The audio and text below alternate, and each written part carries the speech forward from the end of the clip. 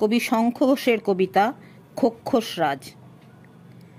থানাতে আইলি বা, কি বলল উয়ারা? কি আর বলবে কও, এমনকি এফআইআরও নিল না একখান। কি নিল না? এফআইআর। কিছু যে ঘটছে তার নালিশ তো লেখানো চাই আগে। নালিশে নিল না? না, কইল যে ঘটে নাই কিছু। সমস্ত ডাগর মাইয়া দেখো গিয়া পলাইছে নাগরের লগে। নাগরের লগে পলাইছে? অমন সোনার টুকরা মাইয়া, জলপানি পাওয়া মাইয়া, পাড়া সুখের মনি মাইয়া, কত সাত কইরা সেদিন কইল আইসা শহরের কলেজে পড়ুম, শহরের সব চাইতে উঁচা কলেজে। নাগরের লগে পলাইছে সে।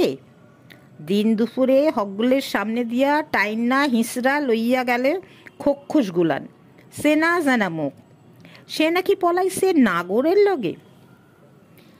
সেনা জানা মুখ বইলাই তো মুশকিল মাগো, রোজই তো ঘটছে এমন, এইখানে ওইখানে। নেতাদের ভাইগনা ভাতিজা সব, ওদের ধরতে পারে কেউ? শুই না চুপচাপ চইলা আলি, কিছু কইলি না? কইছি মা, কইছি, শিক্ষয়ের দিয়া কইছি। কইতে কইতে গলা চিরা গেছে, কিন্তু বেটা কয় 2 পাতা ইঞ্জিরি পইরা বড় দেখি তেজ হইছে তোর। বেশি ট্যাফু করলে এমন ধারায় জেলে ঠুসে দিব, জীবন ভৈরা পচবি গা রোদে। যা এখন বাড়ি যা, অন্যের ভাবনা না ভাইবা নিজের আখের গোছা যা। শহরের বাবুদের কাছে গেছিলি কি? গিয়া কোনো লাভ নাই মা। বাবুরা একদিন হয়তো শহরের রাজপথ ভৈরা দিবে মিছিলে মিছিলে, গরম গরম ধ্বনি দিবে। তারপরে দায় সারা হইল ভাইবা দিবা নিদ্রা দিবে তারা। সামনে কোনো পথ নাই আর।